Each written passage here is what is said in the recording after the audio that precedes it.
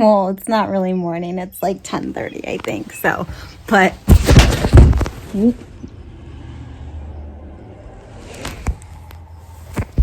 I just dropped my computer.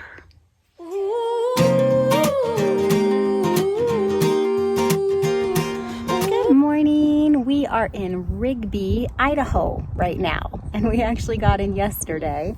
But I don't think I recorded anything like a video of the place when I got here yesterday because I was kind of tired, and then I just got settled in and unpacked a little bit, and I don't know, I don't think I recorded any videos. So I'm going to show you the place today. We are staying in this little cabin right here on someone's ranch property. Cute little place. Now I'll take you inside for the tour that I usually give. And this one here is definitely no thrills, no frills, no thrills kind of a spot. But I knew that when I booked it. I've already mindified the bed. So the bed actually doesn't look bad because it needed mindified. Trust me, it needed mindified. And then we got our little kitchen space in here. So we've got a little fridge and a little microwave, little table, little setup area over here where I've already put all my stuff out. Got a little bathroom, really not much else to show. Now, I will tell you though, the highlight of the property for me is outside, and I'll show you guys later. They have cows and horses. Well, they have cows. I think the horses belong to the neighbor, but I don't care. Their horses, neighbor's horses, I'm gonna still play with and talk to the horses. So I'll show you that later. I stayed last night. I slept okay. This isn't my favorite place. It's just not my favorite place. And it's not really the actual house itself. Like, again, when I booked it, I knew it was going to be no thrills, no frills, no thrills. But I booked it and it was really cheap, super, super cheap. And my last two places that I stayed in Gardner were my most expensive places. I haven't even been sharing like the budget stuff with you guys. I probably should have, because that even makes it cooler. So up until Gardner, I did not spend more than $100 a night on any single room that I've stayed in. So every single place that you guys have seen has been under $100 per night, except for the two places in Gardner. And I think I might have spent like $110 a night at the hotel in Pinedale. The log cabin was under 100, and the second hotel, the Gannett Lodge, was under 100. But I think the hotel was like 120 or maybe 110 or something like that. I'll look it up and let you guys know. But other than that, everything's been under $100. So when I did spend over $100 in Gardner, which is funny too, because those were my two least I won't say my least favorite. So the Airbnb that I stayed at in Gardner was well worth it. It was a really nice place. You guys got to see it, and it was in a really cute little neighborhood, super comfortable. She did all the personal touches. So it was still very reasonably priced for what it was. And it had a full washer and dryer. And so I was able to do all of my laundry while I was there, which was super helpful because I knew that I was going to be staying more rustic the way home. So having clean sheets and clean bedding and clean clothes on the way home, super worth it. Now the cottage that I stayed at in Gardner was the most expensive, and that's kind of funny because it was definitely run down. But that said, it still had a charm to it that I love. I don't mind rundown places if they're charming, and it was clean. Even though, again, I think there was like paint scratched off the wall, but it was because they had cleaned it so well. So I'm good with that all day, every day.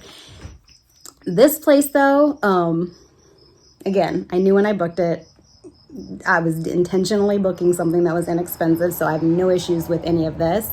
But later, so after I booked it on Airbnb though, like as I was getting here, you always get like that welcome email with like additional house rules, or like it's not usually about house rules. The house rules are posted on the initial check-in thing, but usually the extra email gives you like more details on directions on how to get there, and then like how to get in and what the codes are for check-in and stuff like that.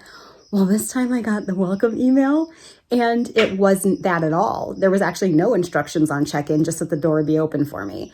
And there was like a lot of information though, and it was all about the rules. And I'll read those to you later. So at the end of the day, the reason I'm not loving it here is it's not a welcoming place. Like they live right next door, and I'm not going to tell you everything in the email because I'll read it to you later. But my favorite part was that if you leave your porch light on at night, if you don't shut it off before you go to bed, you will be charged additional for electricity for overusage.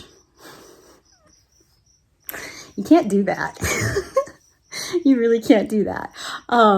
Just go ahead and charge the extra amount if you want to, if someone wants to leave their light on, but like, don't tell them they can't do that. And then just knowing they're right next door and that they're clearly watching for everything.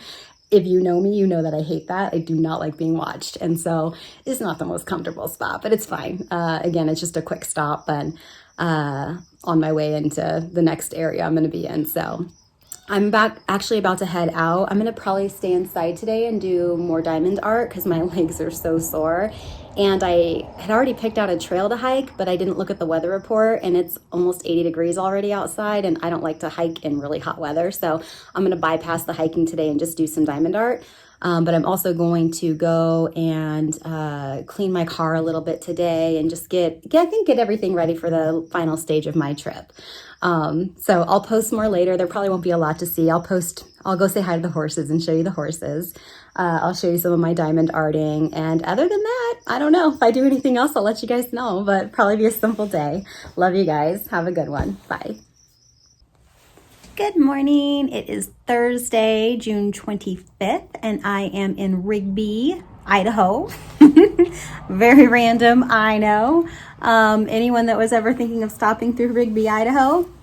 I mean, if you need a place to stay for the night, sure. But other than that, I wouldn't really recommend it. There's nothing really wrong with Rigby, but there's also nothing really right with it either. I think I had shared with you guys yesterday that the Airbnb host is just kind of a funny one.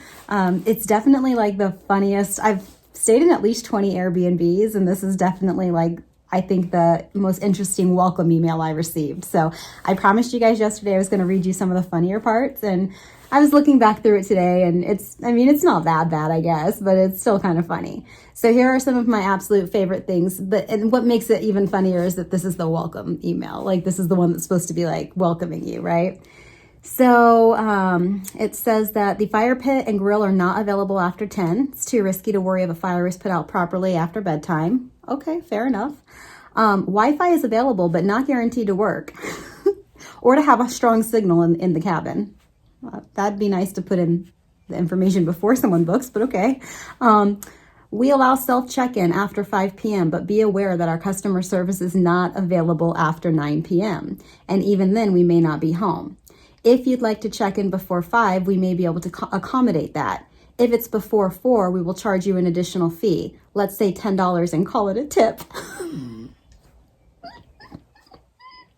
That's their way of trying to get around the Airbnb fees for charging extra for early check-in, which I don't even think is a thing. And by the way, 5 o'clock p.m. check-in, that's the latest check-in I've ever had at any hotel or at any Airbnb. It's usually 3. I've had some say 4 to extend cleaning, but whatever. Please turn off the lights, the AC, the heater while you're not here. And then you've got all capitals. Do not crank up the heater. Do not leave the porch light on. Do not leave things on when you check out. We can only keep nightly stays at a lower than hotel price if power is conserved. Fees will be charged if power is wasted during your visit. What are the rest in here? Oh, we have full-time jobs, so we can't accommodate every request. You can't expect perfect service, so here it is. Can't make everything perfect while we're at work, so you can't expect hotel perfection. Yeah, and then after that at the very bottom, this was one of my actually favorite parts. So no pets, no smoking, and no alcohol on the property. Not a problem for me, but here's the deal. It says our home, it's just too much of a liability. Okay, again, you're going to have to put that in your initial posting because a lot of people are going to want to have a beer or a glass of wine. And if you're telling them they can't drink on this property, they need to know that ahead of time, not after they've booked. And then the last part, which is, I think they're all my favorites, but this one's real special. Our homeowner's insurance will not cover anyone visiting or staying on our property. So when you booked the reservation, it was the same as signing a waiver that you understand and accept that our homeowner's insurance will not be liable for any damage or personal belongings for any reason. Again, you got to put that before they sign it because you can't have someone sign something and then tell them after they've signed it what it actually means. That doesn't actually work. Sorry. Anyhow, so yeah, that's kind of, again, why I probably didn't feel very welcomed when I got here. And I haven't had any interactions with them. And the property's been just fine. There haven't been any issues, but I just haven't felt very comfortable or welcomed staying in someone's property that is clearly not a happy person. Or they've just had really bad guests. I don't know. But anyhow, so I'm getting ready to leave. I got some surprise rain. I just packed the car up. It's about 10 o'clock and checkout's not till noon, but I figured I don't like it here very much. So I'm just going to check out a little early and get my way on up to Hagerman, which is our next stop. So we're going to Hagerman, Idaho, and that is right next to Idaho Springs and right next to the Snake River.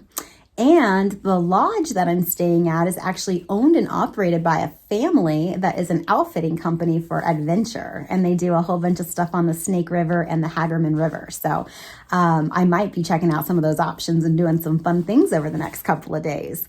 It was nice. I had an intent yesterday to do a really full long day hike, but it was a really warm day yesterday and I was tired again. Like my energy is just a little bit low.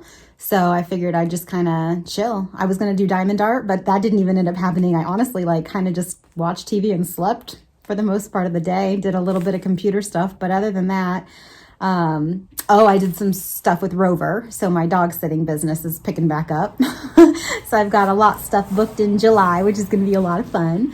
But yeah, other than that, it was a really chill day. So I'm still a little tired though. I don't know. I think it's just I've been doing a lot, so it makes sense that I'm a little bit tired, but we'll see how I'm feeling when we get to the next stop. I hope I get some more energy because it looks like there's a lot of fun stuff to do and I want to do it all. So we'll see. I'll keep you guys posted. Hopefully the drive is uneventful. If not, I'll record whatever it is that is eventful and you'll get to see what it is. So that's it. Hope you guys are having a great day and I'll be back home in about a week. So I'll see most of you soon. And I'm happy to see you guys when I get back. I just also don't want to leave because I'm having a really good time. All right. Have a good one.